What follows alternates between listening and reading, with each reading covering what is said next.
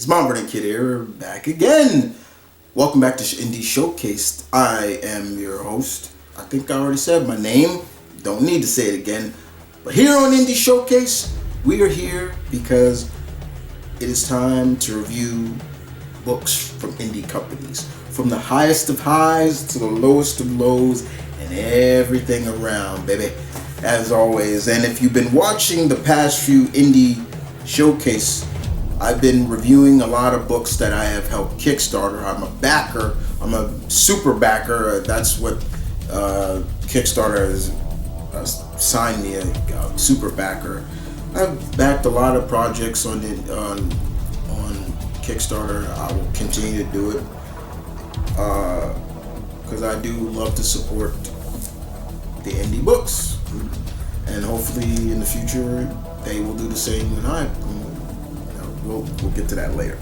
But in the meantime, we are here to review Radical Visions Lady Death number 2. Eric Ravon back again with his issue number 2. And I'm going to take it out of the plastic because the glare is messing up.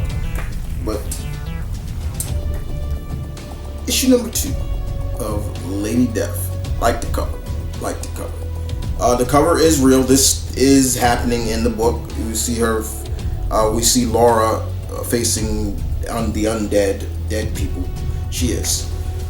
So this issue is unique because, remember, Laura her family is a long descendant of warriors who wields the obsidian mist.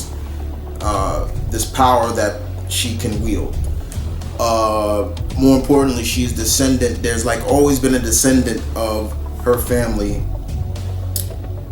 from LadyDarke. She is the first. I believe she's the first female to take up the mantle. She's young, but in this issue, we see she's gone on a quest of discovery, a quest that has her dealing with the undead. You know, she's dealing with darklings, and here you go, you can see right there. She's dealing with darklings and skeletons and things like that, and all to get to meet one of her ancestors.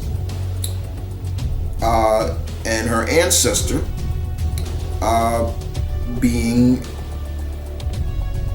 a ghost, the LadyDarke, right here. Here he is. And she does succeed in that. In the meantime, the villain, Mr. Winlock, is doing what he's supposed to be doing.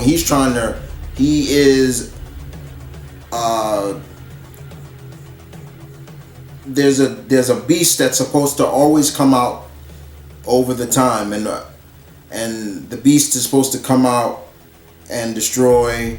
And there's always been someone of the Dark family to be there to stop them. But this time, the person that he is funding it, Whistlelock, yeah, right. I want to make sure I get his name right. Whitelock, excuse me.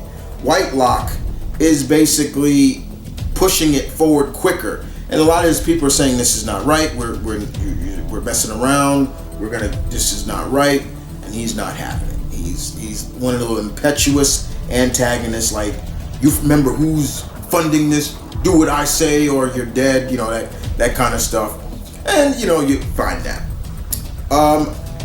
But back with Laura, while her grandparents are waiting for her to come back, Laura is still with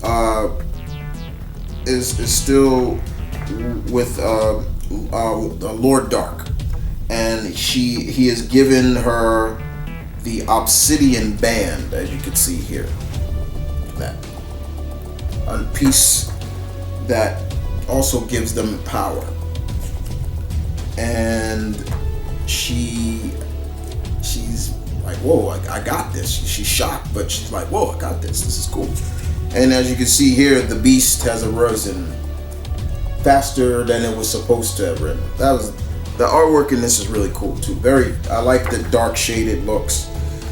But and the Beast is going on a rampage in Slate City. So when Laura comes back, she runs right into fighting the Beast, and she is no match for the Beast. She is really no match for this Beast. And I love how, Mr. Ravon has been, and when she's writing her dialogue, she's like, "Oh my God, the thing hit me. I've never been hit that hard in my life." And she's almost going in and out of consciousness. She uses the obsidian bands, and it's not really working, because even her ancestor, she can kind of still hear Lord Dark Deacon. That's his name, his first name. He's basically saying, like, focus, concentrate, and she's not focusing right. And she has no choice but to retreat. She has no choice but to retreat. And we even see her, retreat. She teleports. She's like, boom, I gotta get out of here. I can't. And unfortunately, the Beast is all like blood fist. I want blood. All this. It just starts talking, and then we make a interesting surprise with this Johnny Blaze looking dude.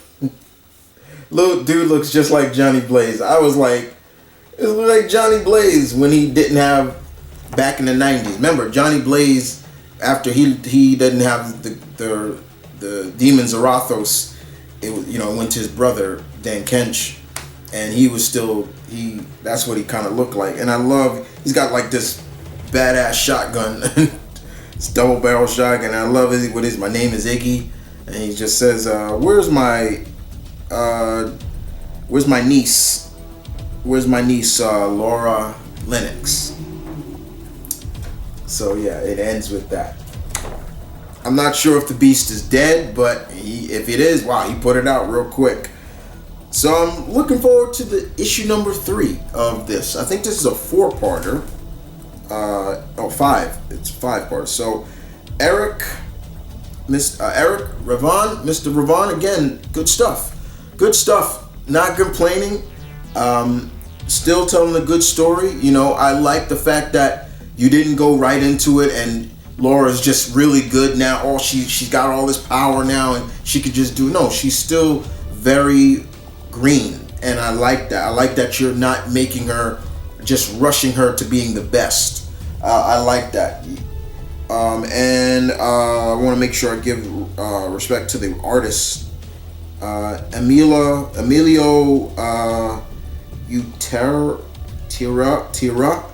Uteria. I hope I'm saying your name right. Good artwork too.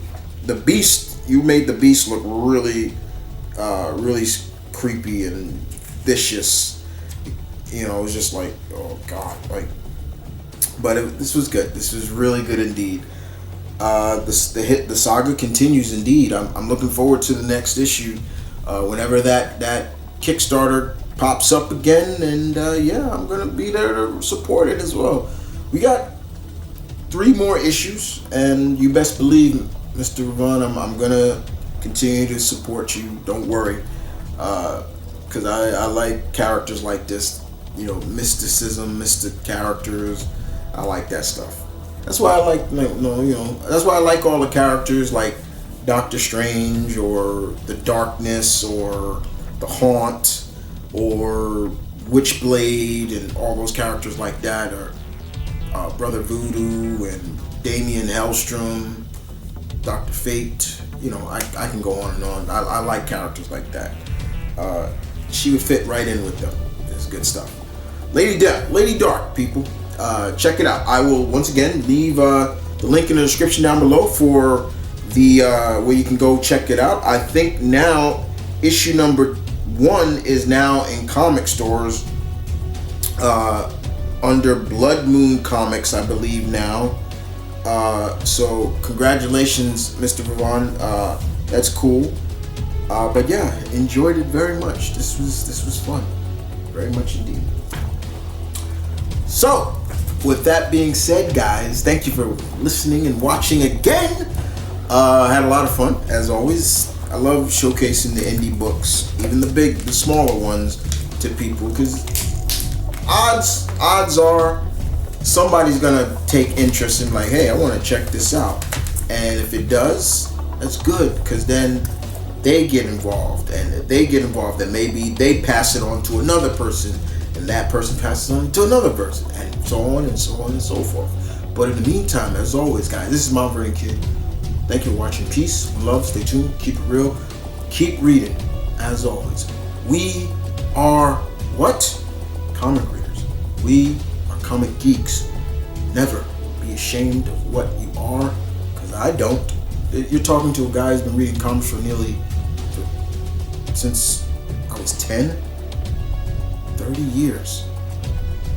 I have no shame in being a comic reader.